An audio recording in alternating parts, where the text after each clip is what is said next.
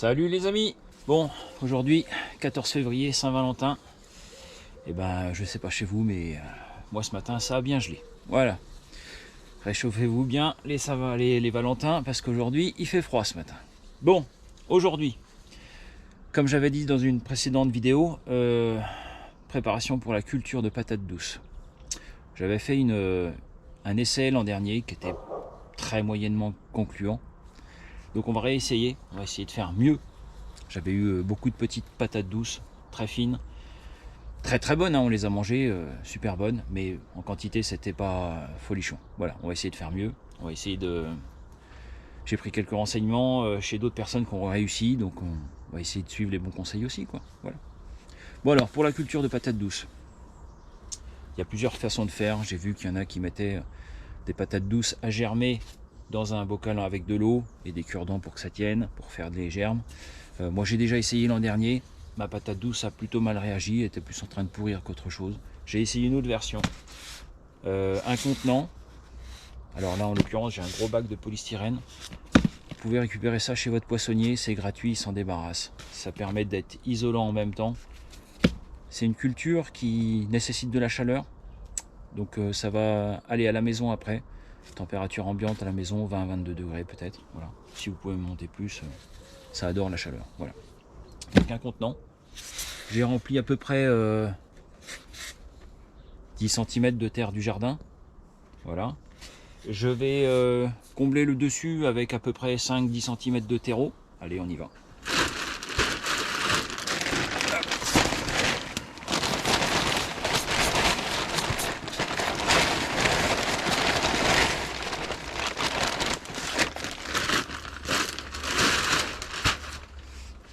Alors s'il y a des petites mottes dans le terreau, on essaye de les casser rapidement. S'il y a des gros débris, sur les bons terreaux c'est plutôt rare. Je vous ai fait une vidéo sur comment bien choisir un terreau, vous pouvez regarder, n'hésitez pas. Hop. Mais sur les bons terreaux, c'est très rare qu'il y ait des gros débris. Hop. Voilà. On essaye d'égaliser quelque chose de bien. Alors, bon, j'ai préparé la vidéo avant. Des patates douces du commerce. Alors, si vous devez acheter des patates douces du commerce, allez dans les magasins bio. Elles ne sont pas traitées. Souvent, ils mettent... souvent. Celles qui ne sont pas bio ont des produits anti-germinatifs pour que ça puisse se conserver. Forcément, si vous mettez un produit anti-germinatif, ça va être difficile de la faire germer. Donc, dans les magasins bio, il n'y a pas de produit. Ça devrait marcher.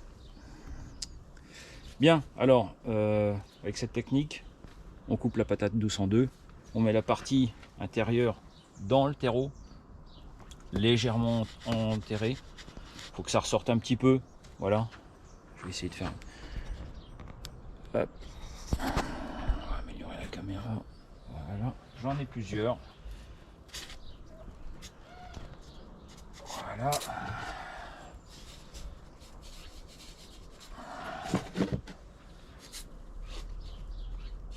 Et voilà. Donc on les enterre un tout petit peu, de façon à ce que la partie intérieure soit à l'intérieur, au contact du terreau. On recouvre très légèrement. Et après, on arrose. Donc je vais faire ça à la maison. J'ai un pulvérisateur exprès qui est à température de la maison. Alors, quand vous arrosez des semis, essayez de ne pas prendre de l'eau froide. Si vous êtes dans la serre, par exemple, comme moi je suis actuellement en train de faire mes semis dans la serre, ne prenez pas l'eau qui est dans vos bidons dehors. Ce matin ça a gelé, vous vous doutez bien qu'elle doit être très froide. Pour démarrer des semis, c'est pas évident du tout. Donc ce que je vous conseille, c'est soit vous prenez plusieurs arrosoirs et vous les stockez au garage où c'est un peu plus clément. En l'occurrence, moi, tous mes semis, je les arrose avec un pulvérisateur qui est à l'intérieur de la maison. C'est beaucoup plus simple, ou à peu près à température ambiante, donc on va dire 20-22 degrés. Donc ça sera beaucoup mieux. Voilà. Alors l'optimal, ça serait que le terreau soit aussi à température ambiante de la maison.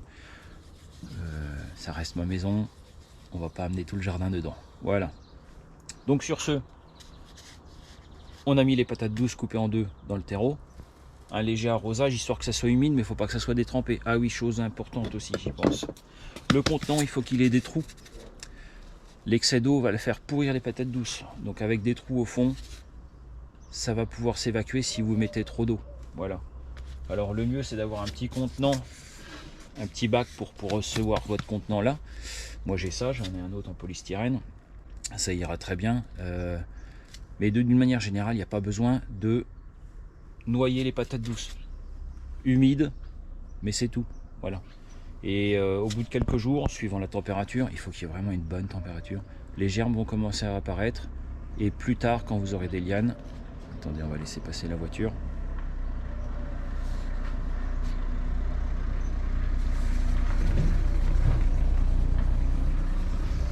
Et oui, les joies d'être à la campagne.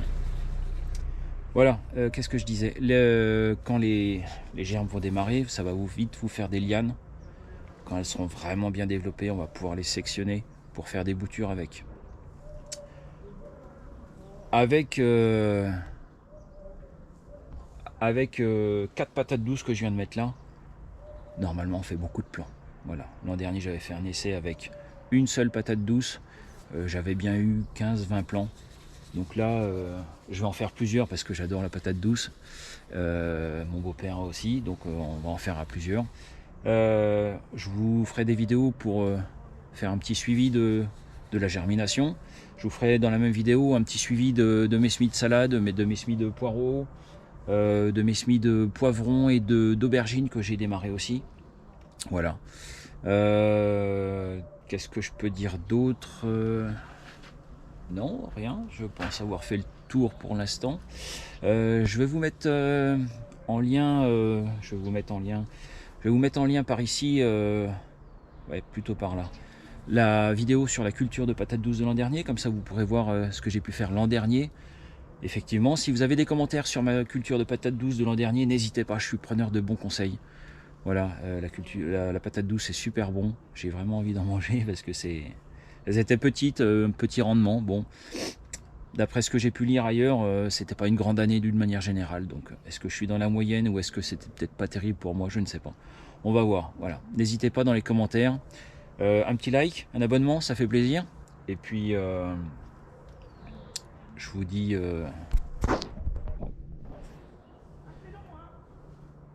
à la prochaine vidéo. Bonne journée et bonne Saint-Valentin.